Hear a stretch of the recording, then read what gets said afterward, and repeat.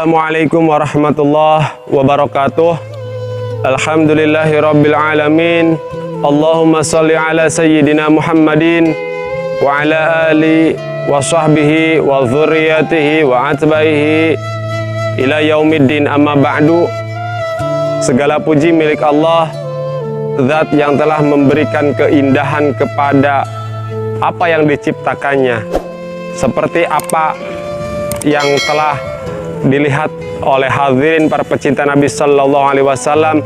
Di bawah mengalir sungai, di atasnya jembatan, itu merupakan keindahan hadirin. Keindahan yang Allah berikan kepada kita sebagai nikmat untuk mata. Salawat beserta salam semoga tetap tercurah limpahkan kehariban Rasulullah Muhammad Sallallahu Alaihi Wasallam kepada para keluarganya, para sahabatnya, para zuriyahnya, serta kita selaku umatnya. Hadirin para pecinta Nabi Sallallahu Alaihi Wasallam, kebiasaan manusia adalah menilai manusia lain.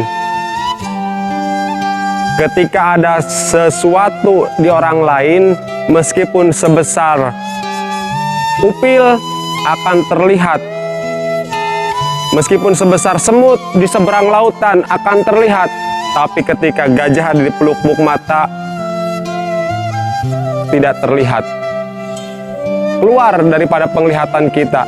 Itu kebanyakan daripada kita. Hadirin para pecinta Nabi Sallallahu Alaihi Wasallam, di hari yang ke-20, di fase yang kedua yang terakhir, mari senantiasa kita muhasabah, menilai diri kita.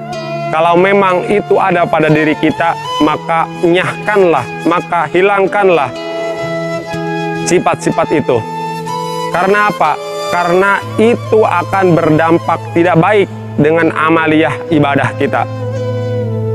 Allah Subhanahu wa Ta'ala berfirman, "Ya ayyuhalladzina amanu tubu ilallahi taubatan nasuha." Allah menyeru kepada orang-orang yang beriman, hai orang-orang yang beriman, bertaubatlah kepada Allah dengan taubat yang sebenar-benarnya, dengan taubatan nasuha, taubat yang sebetul-betulnya, taubat yang sejernih-jernihnya. Jika kita memang orang yang suka melihat kekurangan orang lain, maka mari kita di saat ini melihat kekurangan yang ada dalam diri kita, kekurangan yang ada pada diri kita. Kuliti sampai sedetil apapun, sampai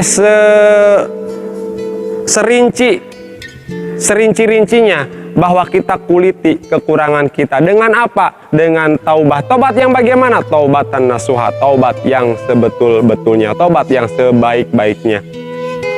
Hadirin para pecinta Nabi Sallallahu Alaihi Wasallam, asa rabbukum ayyukafiru ankum sayiatikum wa yudkhilakum jannatin tajri min tahtiha al-anhar. Dengan taubat itu mudah-mudahan Rabb Allah Subhanahu wa Ta'ala menutupi kesalahan-kesalahan kita dan memasukkan ke dalam surganya yang mengalir di bawahnya sungai, yang mengalir di bawahnya sungai-sungai. Meskipun airnya tidak terlalu jernih, pandangan kita melihat sungai tenang, nyaman. Meskipun kadang-kadang memang yang mengalir itu sedikit kuning-kuning, tetap indah terlihat sungai mengalir. Maka itulah keindahan kita. Dan Allah berikan keindahan itu di surganya nanti. Dengan taubat yang sebetul-betulnya, dengan taubat yang sebenar-benarnya, Allah memasukkan kita ke dalam surga dengan di bawahnya mengalir sungai keindahan. Kita tidak sedang berbicara tentang jenis-jenis sungai yang ada di surga, tapi keindahan sungai, itulah keindahan mata kita, kenikmatan yang ada pada diri kita. Hadirin para pecinta Nabi Sallallahu Alaihi Wasallam, bahwa syarat-syarat taubat itu banyak. Ada beberapa, diantaranya ada 5. Bahwa taubat yang benar itu taubat dengan ikhlas. Keikhlasan memang paling utama hadirin. Maka ikhlas dalam bertaubat, Allah akan menerima taubat kita. Tidak karena apa-apa, tidak karena siapapun. Bertobat karena Allah dengan ikhlas. Yang kedua, menyesali perbuatan. menyesali perbuatan dosa kita. Ketika kita berbuat salah, ketika kita berbuat dosa, maka sesali perbuatan itu. Tapi bukan puas, tapi bukan berarti kita merasa bangga. Mungkin ada seseorang yang bertobat kepada Allah dari minuman keras, tapi mereka mengatakan, saya sudah tobat, karena dengan itu maka saya puas. Dulu pernah, jangankan 1 botol, 1 drum pun saya habis. Sekarang saya bertobat, tidak lagi mau minum. Itu bukan bertobat, itu puas namanya, itu bangga namanya. Dulu ketika muda, jangankan putri, jangankan remaja, jangan kembang desa, nenek-nenek pun melihat saya lemes. Bukan hanya gadis, bukan hanya yang muda, mamah muda, nenek-nenek pun disikat. Sekarang saya sudah bertobat. Itu bukan tobat, tapi itu bangga dengan kesalahan, bangga dengan dosa-dosanya. Tobat itu menyesali ketika teringat sesuatu yang lampau, bahwa kita berbuat tidak baik, kita menangis, kita menyesal, bukan bangga. Ketika mendengar sesuatu yang sayup-sayup, misalkan azan, kita menangis, dosa-dosa kita banyak. Maka sesali perbuatan itu. Jika tidak disesali perbuatan itu, maka bukan bertobat. Menyesal sekarang kena musibah, kena musibah, ingat dosa-dosa, bertobat kepada Allah, ya Allah, ya Allah, ya Allah, sampai keluar air mata. Dari mata keluar air, hidung keluar air, bahkan mungkin telinga pun keluar air. Bukan itu.